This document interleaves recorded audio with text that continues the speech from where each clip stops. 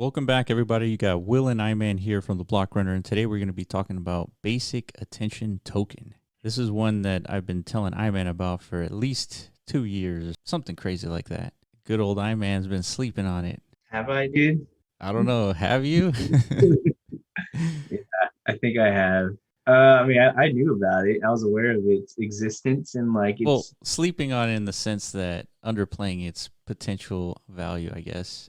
It has a lot of value from different angles too. It's not like necessarily the best token in the world in terms of like something you should hold, but the value is in terms of actually using the product. Like we're using it right now. that and yeah, like the strategy, I guess. So what we're all the things we're about to talk about, like these are new developments I wasn't, keen about 2 years ago when you first told me about it. All you're telling me is like there's this browser you could be using and you could be collecting crypto dust while Yeah. you're doing it. Yeah. I was like not interested, See, it's not interesting when you just say that. It's Yeah. it's Well, interesting the after fact. you get the full story of it blocks all the ads. Like when you watch YouTube, you don't have any ads. There's none. Neither do I on Chrome. I just download an ad blocker. Yeah, but see, but that's like you're adding an application on top of an application at that point, and it slows down your computer, it slows down your browsing experience. This one's like inherently built in. Yeah. So Well, yeah, it's it's not a cool, plugin, but in other words. It's not a plugin by some junior developer out there that's like managed to have its plugin installed onto your browser. yeah. It's different. Hmm.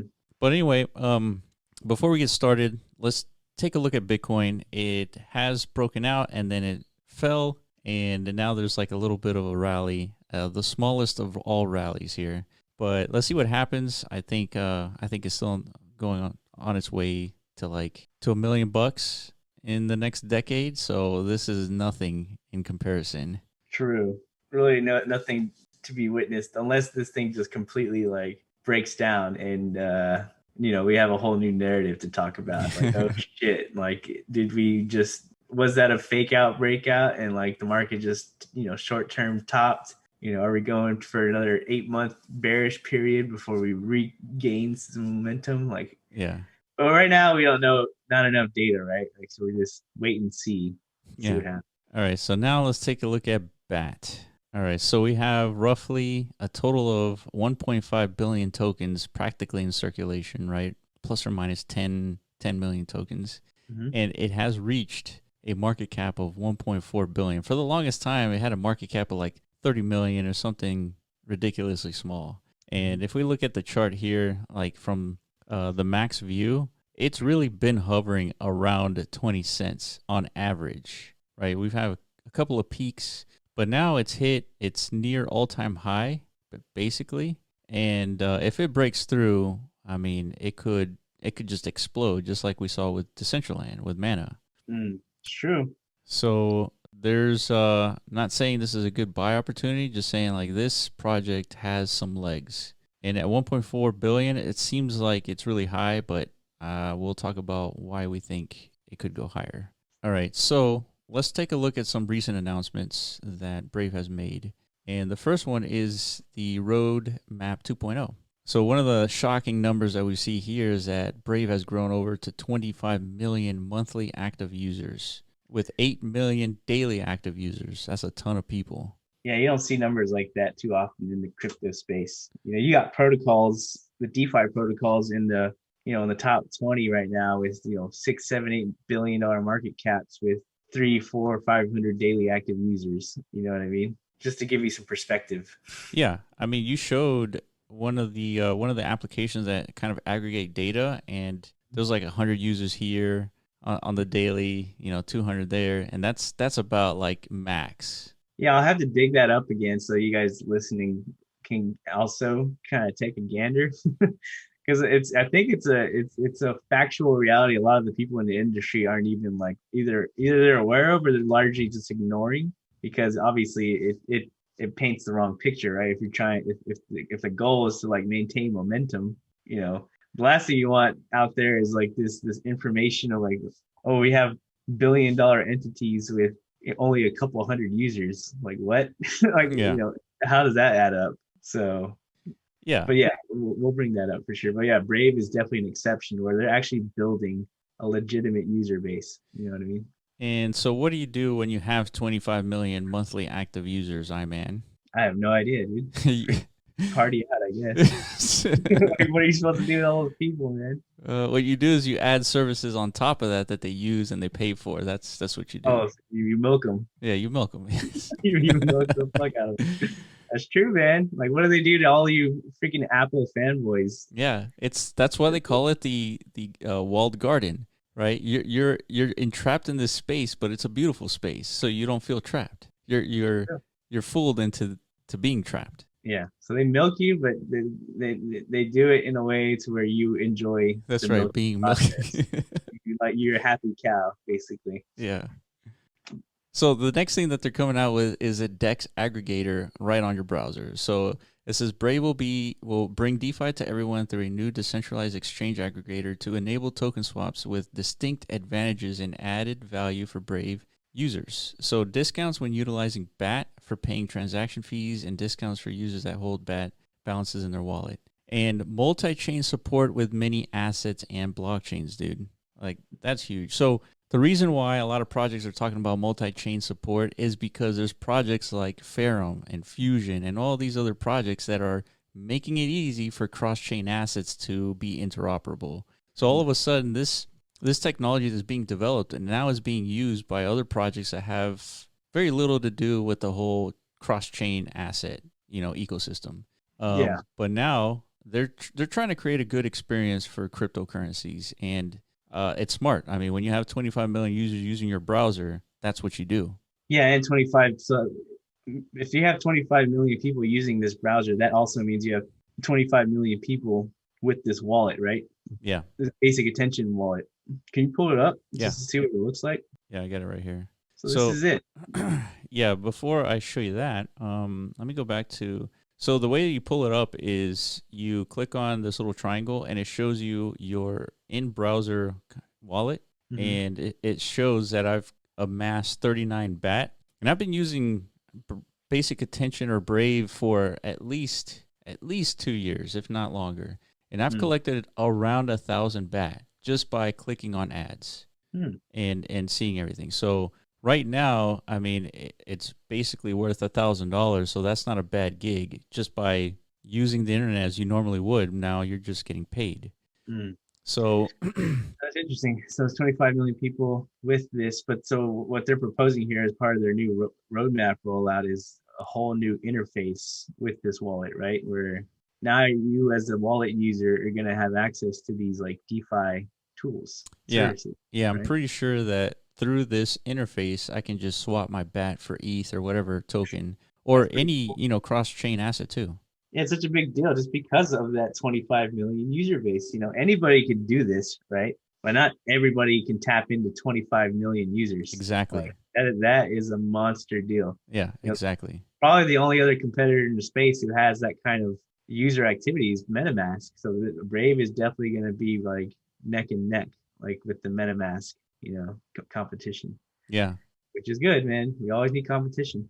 Yeah, and so the payouts happen roughly on a monthly basis. So you start accruing BAT rewards by clicking on ads. And let's see if an ad comes up while we're recording this. But yeah, so you click on the ads, it opens up a new tab, you view the ad, you can close it out, and then this number, 3.2, starts going up.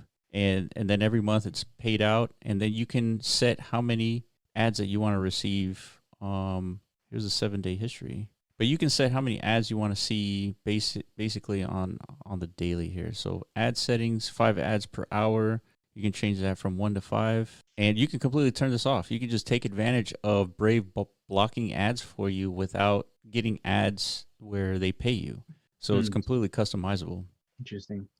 So another thing that they're doing is L2 solutions to enable DeFi access and participation for people with as little as $1 in BAT earnings. So we've used Matic or Polygon now for Aavegotchi and for other projects out there, and it costs in terms of gas like 0.0001 cent for those transactions. So yeah, they give you a couple pennies, I think, as soon as you migrate over to their network.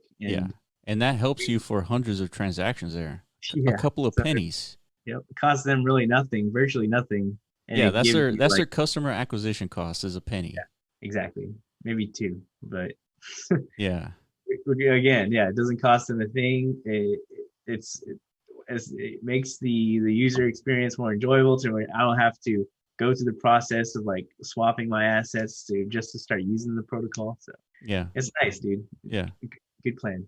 They're also coming out with a search engine. So they just acquired a company called Clicks. Or no, it was it was called Telcat. And the Mm. technology they built was called Clicks.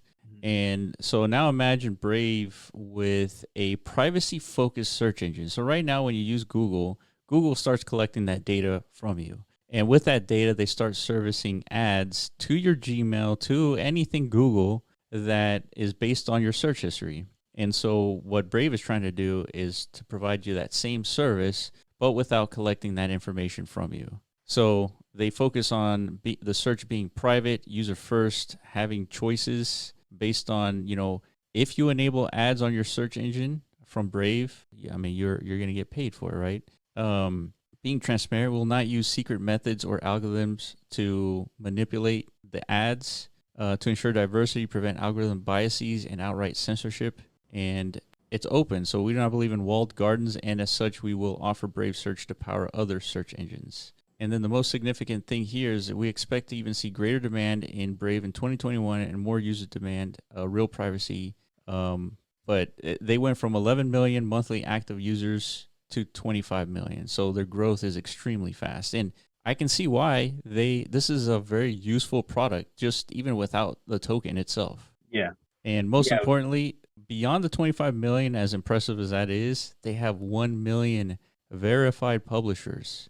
So basically, advertisers who are paying you to view their ads. That's significantly bigger in my opinion than the 25 million. Yeah. And I guess this is only relevant to like just the current ecosystem they have deployed. But yeah, with all this new stuff coming out, that's a big claim, man, to come out with like this decentralized search engine. Well, I don't necessarily know if it's decentralized, right? It's more just a privacy search engine. Yeah, it's a privacy search. Yeah. So understanding like the tech behind that and like what that actually means, how they keep things private, I think will be important.